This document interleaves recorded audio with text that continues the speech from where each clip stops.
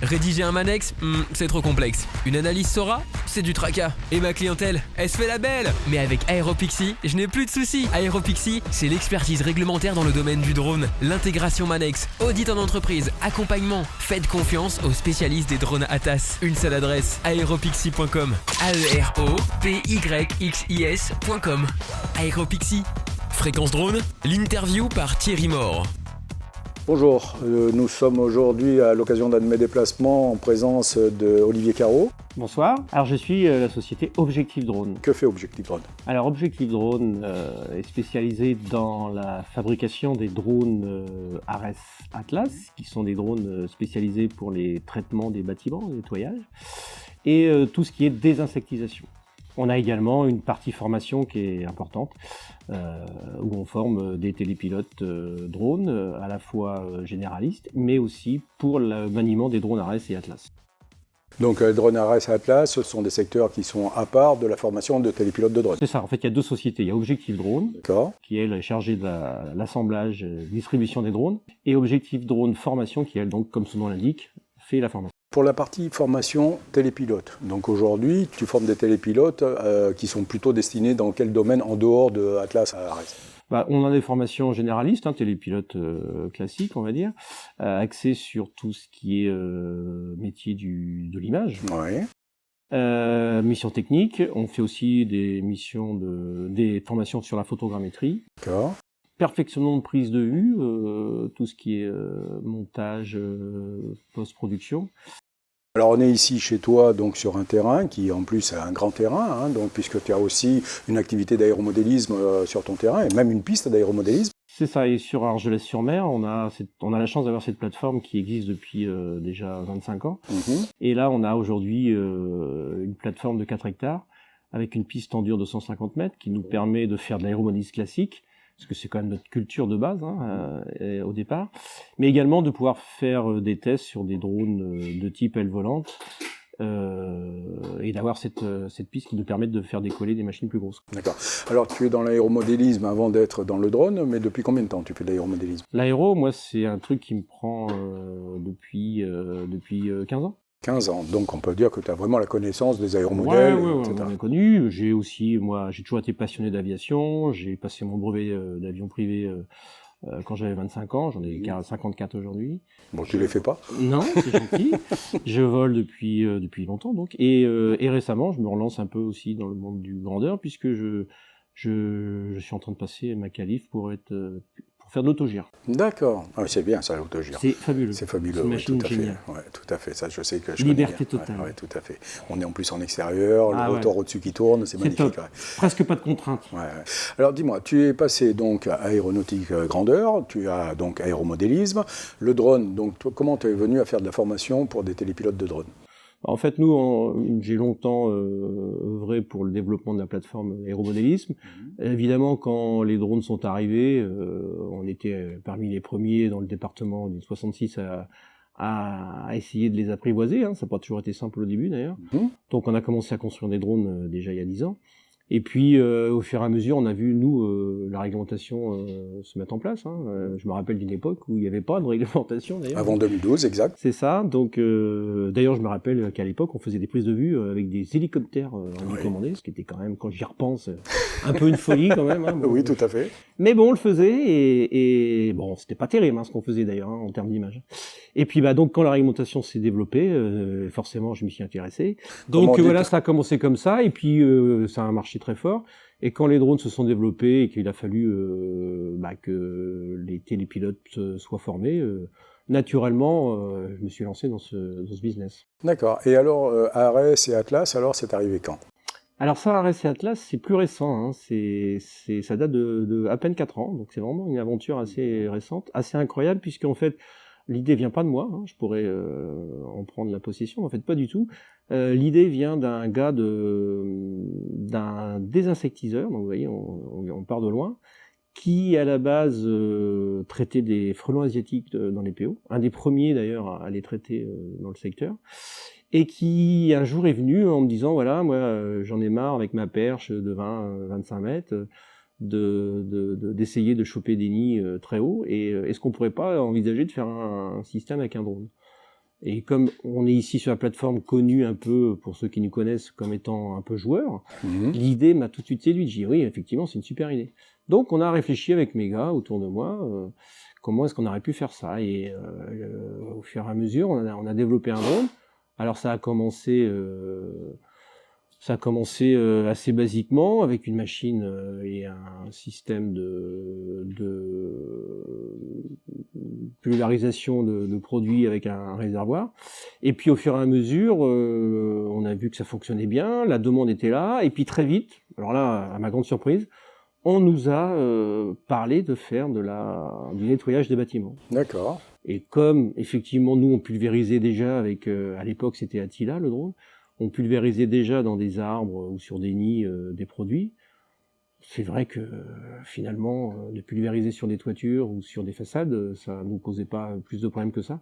Donc on s'est lancé dans ce business-là, on a réfléchi et on a développé des systèmes d'armes qui aujourd'hui effectivement fonctionnent super bien. D'accord. Alors là, on est dans ton atelier, hein, donc on est dans l'atelier de fabrication. Je vois qu'il y en a quand même pas mal là sur étagère. Donc c'est une production qui marche bien et aujourd'hui qui est référencée. Donc. Oui, bah là aussi, hein, ma grande surprise, on m'aurait parlé de ça il y a 4 ans, je l'aurais pas vraiment cru, hein, sincèrement. Hein. Aujourd'hui, oui, il y a une demande qui est exponentielle. Hein. On est parti avec quelques drones. Hein. Aujourd'hui, alors je sais pas si on peut donner des chiffres, hein, mais si tu veux. Hein, aujourd'hui, on vend entre 100 et 150 drones par an. Ouais, bah, c'est déjà pas mal, c'est une petite production intéressante. Voilà, donc, et c'est vrai que la demande est croissante. Est croissante. C'est là où je suis toujours un peu surpris, mais on se rend compte qu'en fait, on n'a pas révolutionné le monde du drone avec notre drone. Hein. C'est un drone assez basique, assez simpliste, bon, en tous les cas efficace. Par contre, on a un petit peu bouleversé le monde du traitement de nettoyage des bâtiments. Alors, explique-moi un peu comment ça se passe, un peu ce nettoyage de bâtiments avec un drone. Donc, en fait, franchement, quand on y réfléchit, c'est extrêmement simple. Hein. C'est un drone, un tuyau, une pompe. D'accord. Alors, dit comme ça paraît super facile. Je pense que c'est un peu plus complexe que ça. C'est un petit peu plus compliqué, mais à la base, c'est quand même ça. Après, ce qui fait aussi l'intérêt, c'est d'avoir une machine qui soit... d'un point de vue tarifaire assez peu cher. Oui. C'est-à-dire qu'on a un petit peu bouleversé le marché. Jusqu'à présent, une machine en France qui pouvait faire ce genre de mission, on était tout de suite sur des 15, 20, 25, 30 000 euros. Hein. Bon, bref, des sommes importantes. Nous, on est parti en se disant, non, on va faire une machine qui soit accessible au plus grand nombre. D'accord. Donc aujourd'hui, on est sur une machine qui coûte moins de 10 000 euros. D'accord. Et l'ensemble complet avec l'ensemble la complet, pompe, vous avez vraiment, avec cette somme-là, vous avez l'ensemble pour bosser. Et très objectivement, je dis pas qu'elle est aussi performante que les machines à 20-25 000 euros, mais en tous les cas, elle est largement efficace pour faire ce qu'on lui demande. Alors c'est une machine qui peut voler, donc elle est considérée comme captive. Alors, elle est homologuée par la DGAC, hein, puisque nous, on a souhaité qu'elle soit homologuée en captif et en S3. Elle est capable de voler aussi. Alors, pourquoi S3 ? Puisque c'est vrai que pour les traitements du bâtiment, on est relié par le tuyau et par un câble pour respecter la réglementation. Par contre, pourquoi S3 ? Parce que justement, pour aller traiter un nid de frelons, ou des chenilles processionnaires, ou des palmiers, ou ce qu'on veut, il nous fallait une machine capable d'emporter un petit réservoir, et en tous les cas, qui ne serait plus relié par le tuyau. Donc, on l'a homologué en S3. On fait moins de 4 kg, puisque la machine en ordre de vol, pour le démoussage, on fait 3,5 kg. D'accord. Et avec le lanceur de billes pour les frelons asiatiques, qui est l'arme la plus lourde, on est à 3,9 kg. Oui, j'ai vu ça, effectivement. C'est un canon que l'on met dessus pour pouvoir pulvériser à distance un nid de frelon ou quelque chose de... Voilà, c'est-à-dire que nous, on a vraiment le drone, encore une fois, on n'a pas inventé le drone. On a utilisé des éléments et notre expérience sur le sujet pour faire une machine fiable et simple. Par contre, on a vraiment beaucoup travaillé sur tous les systèmes d'armes. Donc, autant la pulvérisation, avec des systèmes de perches orientables, des bibus, des tribus, des systèmes de lanceurs de billes, style paintball, mais sans que ça soit un paintball non plus, c'est-à-dire léger. Nous, notre leitmotiv, ça a toujours été le même, hein, depuis le début, c'est le poids et le poids. On veut une machine fiable et simple à utiliser, facile à manipuler, et donc il fallait une machine légère. Donc on a fait des systèmes qui soient les plus légers possibles. C'est pour ça que le lanceur de billes, on a un système vraiment maison qui permet de tirer une quinzaine de billes d'un coup, tout en ne pesant que 700-800 grammes. Alors j'avais vu une démonstration là-dessus, effectivement c'est assez impressionnant, parce que tout compte fait, il n'y a pas tant de recul que ça. Bah non. Et pourtant, tu envoies vraiment... J'avoue qu'au début... T'envoies une rafale qui est quand même assez impressionnante. Au début, j'étais un peu surpris, mais c'est vrai qu'on a un drone très léger, avec une technologie très performante. Et cette technologie est très performante sur une machine très légère, permet d'encaisser des choses un peu étonnantes. Donc le lanceur de billes, quand il tire, il y a un effet, évidemment, il fait un recul, ouais, tout à fait. Mais il est très vite gommé par l'électronique, et j'avoue que... Oui, il réagit très vite, effectivement. Ouais. On a développé un système plus avec un laser. Là où vous mettez le laser, les billes iront. Ouais. C'est redoutable. C'est vrai que c'est assez impressionnant. En ce qui concerne aujourd'hui le système de nettoyage, pareil, j'ai vu tout à l'heure une démonstration avec, on va dire, une pulvérisation assez impressionnante parce qu'elle était quand même avec un jet assez fort, assez dru, on va dire. Et pour autant, le drone, pareil, ne bouge pas. Oui, alors ça, c'est Atlas, donc la version, on va dire, plus puissante d'Ares. Ares est un quadri, Atlas est un octo, et lui, il est capable d'encaisser, d'embarquer un système Karcher, donc avec 110 bars de pression, ce qui est quand même Oui, c'est quand même impressionnant, oui. Et j'avoue que les premiers essais que j'ai faits il y a un an et demi, je me suis dit on va le prendre dans les gencives, le drone, et en fait pas du tout. Vraiment, on a bien bossé sur la machine. Aujourd'hui, quand vous déclenchez la pulvérisation, il y a un léger recul, mais qui est vite gommé. D'ailleurs, on dit au pilote, ne touche à rien. Ouais. Laisse faire la machine, elle va se stabiliser. Et tu l'as vu tout à l'heure. Oui, tout à fait, c'est assez impressionnant. C'est redoutable, vous pouvez même lâcher les commandes, la machine... Alors justement, une telle machine, quand même, ça demande une connaissance. Et on parlait tout à l'heure de formation de télépilote, mais la formation sur ce genre de machine, elle n'a rien à voir avec une formation de télépilote de base. D'ailleurs, même si tu as des télépilotes qui sont déjà télépilotes qui veulent acheter ta machine, tu leur dis, il faut être formé sur la machine. Oui. Alors ça, c'est un sujet qui peut des fois être un peu compliqué, puisqu'il y a des gens qui se pensent, parce que télépilote, c'est bon, moi... Non, mais il faut être qualifié sur la machine, tout simplement. Moi, il est hors de question que je vende la machine si la personne n'a pas fait une formation chez moi. Et ça, c'est... C'est issu de l'aéronautique. En aéronautique, on ne change pas d'avion sans avoir été qualifié. Ça me paraît tellement évident que ça m'étonne encore que des gens le contestent. Mais enfin, bon, en tous les cas, nous, on ne l'acceptera jamais. Donc, vous voulez acheter un Ares, un Atlas, vous avez une formation de 5 jours obligatoire. Ouais. Jamais je n'ai et jamais je n'enverrai une machine par la poste. Ce qui me paraît logique, oui, tout à fait. Sans que la personne l'ait appréhendé avec nous. Surtout que, bon, on joue pas les Top Gun, mais c'est quand même une machine un peu spécifique. On va un petit peu chercher les ennuis en allant chercher les obstacles, puisqu'on va travailler sur les toitures, mais aussi sur les arbres. Donc évidemment que ça n'a rien à voir avec le fonctionnement d'un Mavic que je respecte énormément. C'est une super machine. Mais c'est pas pour l'amusage. Ouais. Là, on vient chercher les obstacles, on vient chercher un petit peu les emmerdes, comme je dis ironiquement, et c'est vrai qu'il faut on apprend à le gérer. Et on apprend à le gérer, on apprend aussi à gérer quand s'il y a des problèmes de GPS, parce que, encore une fois, GPS ou pas, si vous êtes à 30 mètres de haut sur une église, il faut ramener la machine. Ouais. Donc, ça ne sert à rien de prier pour quelqu'un. Voilà, donc nous, on est là pour dire... alors, c'est vrai qu'au début, des fois, ça tique un peu, surtout pour les télépilotes déjà formés. Tu dis, ouais, non, mais c'est bon. Non, oui, bon. Mais alors, sincèrement, à 100%, tous nous disent, heureusement que tu as insisté, parce que jamais j'aurais pu m'en sortir tout seul. Mais tu sais, dans tout système, que ce soit, par exemple, on le disait tout à l'heure avec l'aviation, on ne change pas d'avion comme ça sans être qualifié sur la machine. Évidemment. Mais après, tu vas sur certains véhicules qui sont un peu spécifiques, un peu sportifs, etc.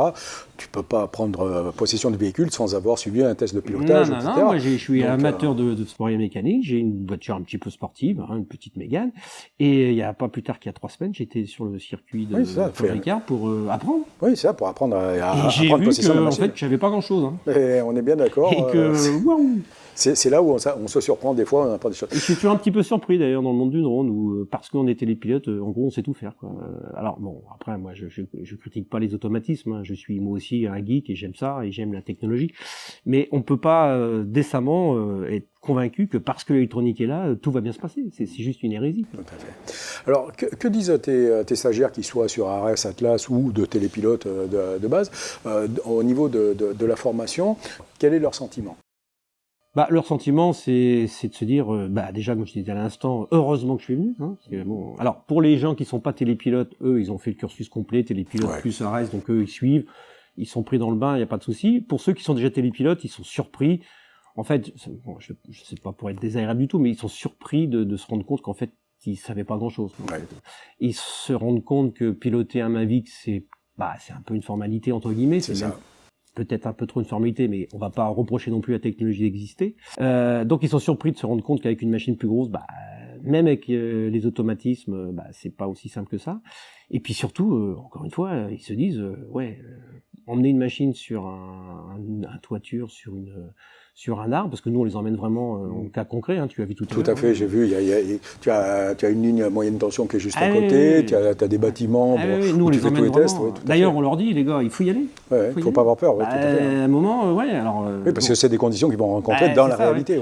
Dès la première mission, en règle générale, ils vont être au minimum à 15-20 mètres de haut, sur une toiture avec des antennes, des gens autour, et puis voilà, donc il va falloir le gérer. Faut être dans le bain après. Donc ils sont 99,9%, ils sont emballés par la machine, clairement. Et puis ils sont surtout emballés par le fait qu'ils se rendent compte que c'est agréable, c'est une machine agréable à piloter, et c'est du pilotage. Même avec les automatismes, on peut pas dire j'appuie pas sur un bouton et elle va pas faire le démoussage toute seule, va falloir l'emmener. Alors, je voudrais revenir un peu sur la notion de formation. Aujourd'hui, il y a des grands débats sur la formation. Tu es un centre de formation. Aujourd'hui, il y a des centres de formation qui sont plus ou moins de bonne tenue, on va dire. Je ne sais pas trop comment définir la chose pour ne pas être très désagréable avec certains. Mais je suis un fervent défenseur de la formation de qualité. Et ici, tu as une formation de qualité. J'ai pu le constater dans la mesure où, en plus, je t'audite justement. Je fais un audit en centre de formation. Donc, je sais que tu fais les choses de manière correcte. Quel est ton avis sur ces centres de formation dont les personnes n'ont quasiment aucune connaissance ou une très mauvaise connaissance et qui forment quand même des personnes qui demain vont être des télépilotes et vont rentrer dans le monde professionnel? Je peux être vulgaire? Non, je plaisante.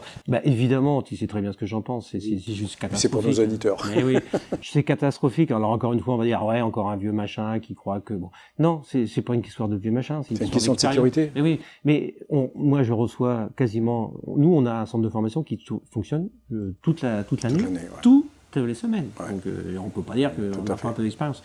On a un retour d'expérience quand même assez important. On n'est pas les seuls à bosser. Et qu'est-ce qu'on constate que je vais pas être méchant, 50% des stagiaires qui viennent d'ailleurs et qui ont déjà été formés télépilotes, d'ailleurs je te le disais tout à l'heure, on pense que dans la formation de 5 jours qui est déjà courte pour faire tout ce qu'on a à faire, on va être obligé vraiment de rajouter une journée pour revenir sur la formation de base. Et je parle pas qu'en termes de pilotage, parce qu'on pourrait se dire encore, ils sont pas super formés en pilotage manuel, sans GPS et compagnie, admettons. Mais même en théorie. Toutes les semaines, j'ai des mecs qui me regardent avec des grands yeux quand je leur parle de Manex, de déclaration de mission, j'ai la base, quoi. J'ai pu discuter avec tes formateurs tout à l'heure, effectivement, ils sont même surpris des fois de juste aborder un thème tel que le Manex ou les cartes OACI, etc.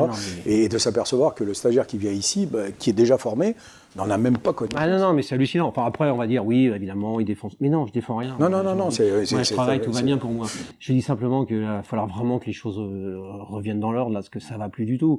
On se rend compte quand même. Évidemment, tout le monde, à la fin de le stage, il clique sur Alpha Tango, il est formateur.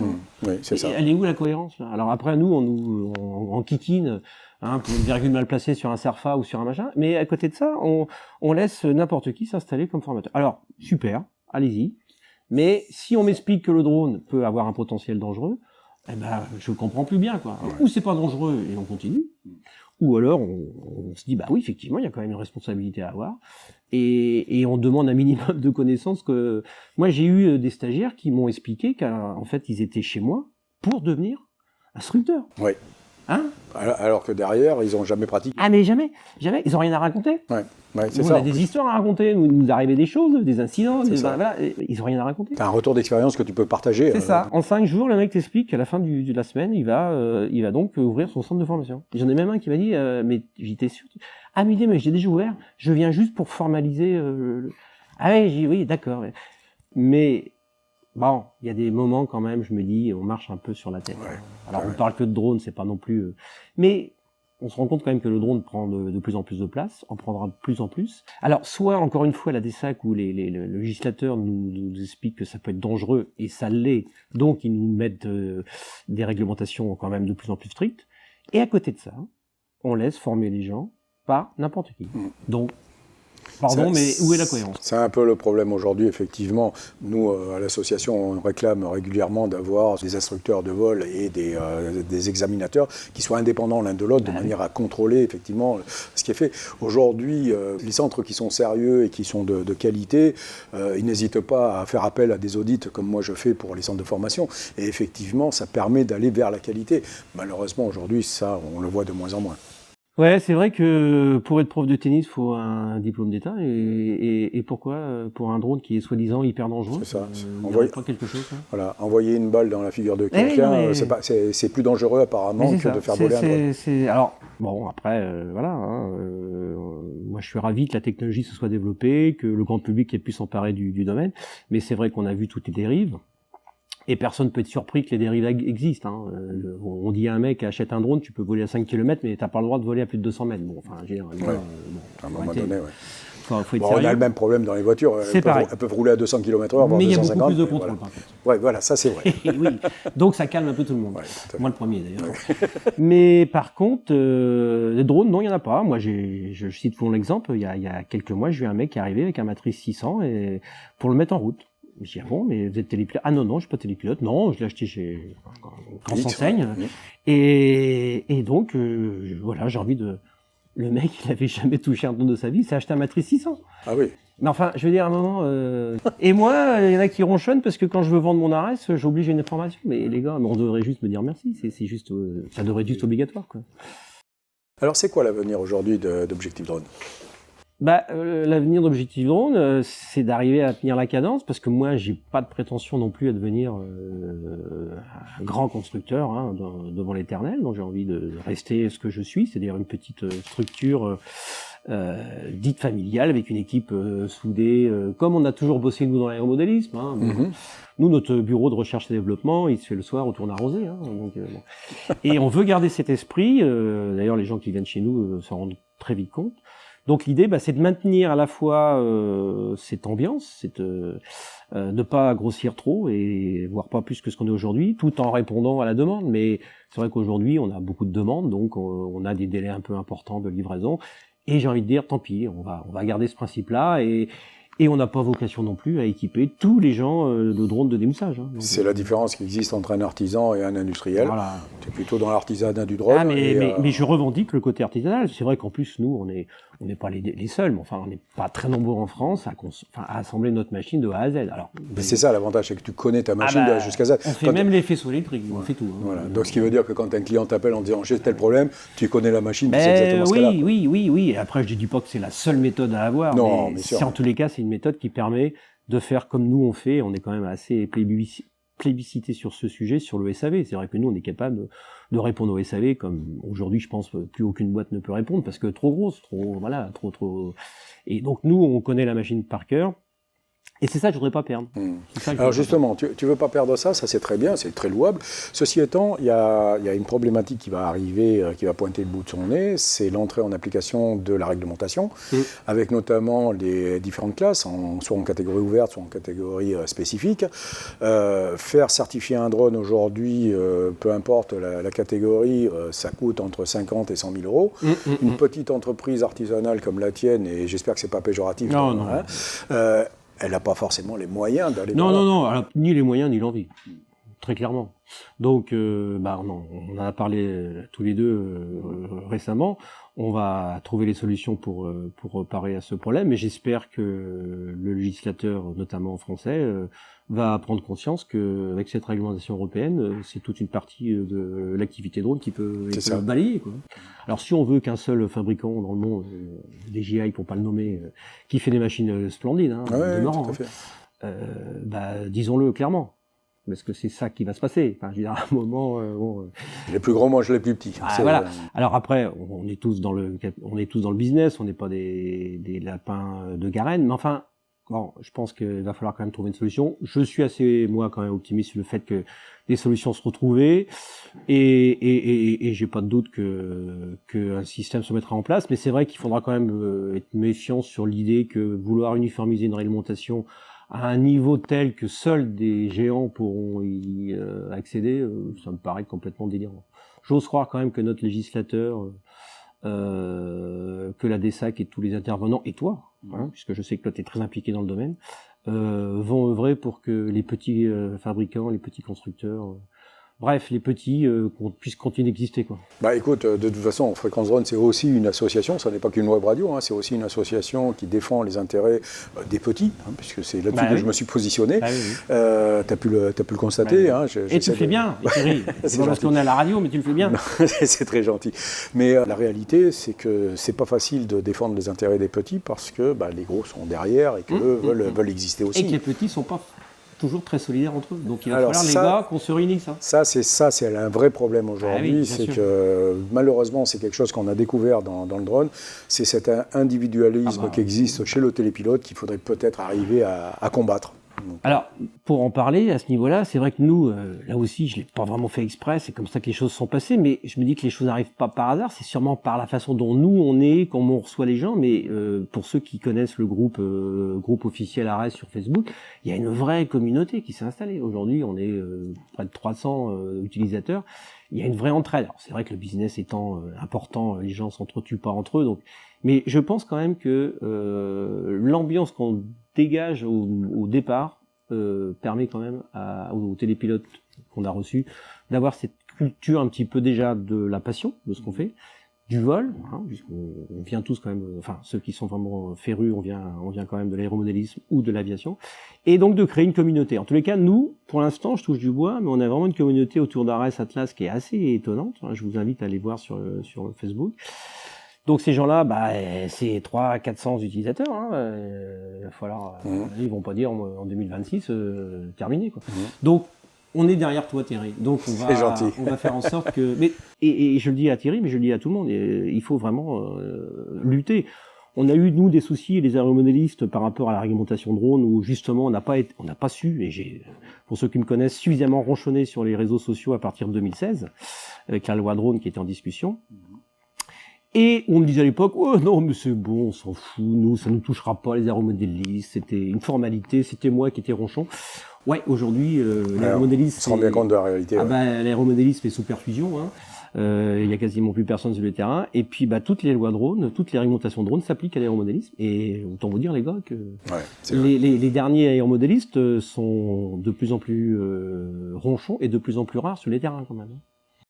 Bien, écoute, Olivier, on arrive quand même doucement à la fin de cette émission. Hein, donc, avant de te remercier, j'ai pour habitude de laisser quand même la parole libre à mon interlocuteur. Donc, si tu as quelque chose à dire aux auditeurs de Fréquence Drone sur un sujet qu'on n'a pas abordé, je te laisse la parole. Le dernier mot reste à toi. Eh bien, écoute, Thierry, merci. Hein, encore une fois, sincèrement, et c'est pas juste parce que je suis à la radio. Merci de ton implication pour des différents sujets. Tu as été très présent. Pour moi, pour l'entreprise. Hein, bon, je ne vais pas rentrer dans le détail, mais tout à fait. Tu l'as été. Donc, je t'en remercie. C'est pour ça qu'effectivement, tu as un gars qu'il faut suivre. Alors après, c'est vrai que on est souvent sollicité par les fédérations, les machins, les trucs. Moi, j'ai envie de dire, à un moment, par principe, j'étais du style à rester un peu moi aussi tout seul dans mon coin, pas fédération, pas ci, pas là. Je pense qu'aujourd'hui, il est quand même plus que temps de se regrouper. L'activité drone, ça a été quand même un peu ça a été une fusée, une comète qui a traversé le ciel. On a commencé de rien, on s'est retrouvé avec aujourd'hui une réglementation que j'ai moi-même du mal à suivre tellement c'est devenu une usine à gaz. Enfin, il suffit de regarder le projet européen. Bon, si quelqu'un peut me l'expliquer, je suis preneur. J'essaye. Mais c'est vrai qu'aujourd'hui, il est vraiment plus que temps de se regrouper. D'arrêter de jouer les concurrents entre fabricants, parce que franchement le business, on voit bien que le business il existe au niveau du drone. C'est vrai que tout ce qui est drone, prise de vue, tout le monde n'y a pas trouvé son business, mais c'était devenu trop, quoi. Bon, voilà. En même temps, les quelques drones que tu as vendus, tu disais tout à l'heure, tu as à peu près 300 clients qui tournent depuis quelques années. C'est pas DJI avec les milliers de drones qui vendent par le monde. Évidemment. Donc nous, on est ridicule par rapport à tout ça. Par contre, il faut qu'on continue d'exister. Oui, bien sûr. Donc je pense qu'il faut vraiment qu'on se réunisse. Et je pense que si Thierry, toi, tu peux essayer de fédérer, de regrouper tous ces gens-là. allons-y, hein. Mais c'est vrai qu'il faut vraiment qu'on bouge, les gars, hein, parce que j'en ai parlé avec d'autres confrères fabricants, là, quand j'étais notamment au salon de Paris à Batimat d'octobre. Ouais. Tout le monde se regarde. T'as compris, toi, la réglementation européenne? Tout le monde se dit non. Tout le monde, et en gros, on se dit bon, on verra plus tard. Sauf qu'à un moment, on va y arriver, quoi. Donc, les gars, il va falloir qu'on se regroupe. Bien, écoute, je te remercie. Merci à toi, Thierry. Franchement, pour ton implication, sincèrement. C'est très gentil à toi, et de toute façon, si on peut encore faire d'autres choses, il ne faut pas hésiter. J'ai pour habitude de dire qu'aujourd'hui, le drone, c'est un peu les débuts de l'aéronautique des années 1900. C'est ça. On voit aujourd'hui qu'on est capable de faire des Airbus à 380. Que va devenir le drone dans les années à venir? L'avenir nous le dira, mais ça a commencé par des frères Wright, et tu as un peu l'archétype du frère Wright, je dirais, du drone. En tous les cas, c'est passionnant comme aventure. Ah, c'est passionnant, et je dirais que c'est une aventure de passionné. Donc, absolument, et c'est ça qu'il faudrait bien garder. Oui, tout à fait, je suis entièrement d'accord avec toi. Merci beaucoup. Merci à toi. Fréquence Drone, l'interview par Thierry Maure.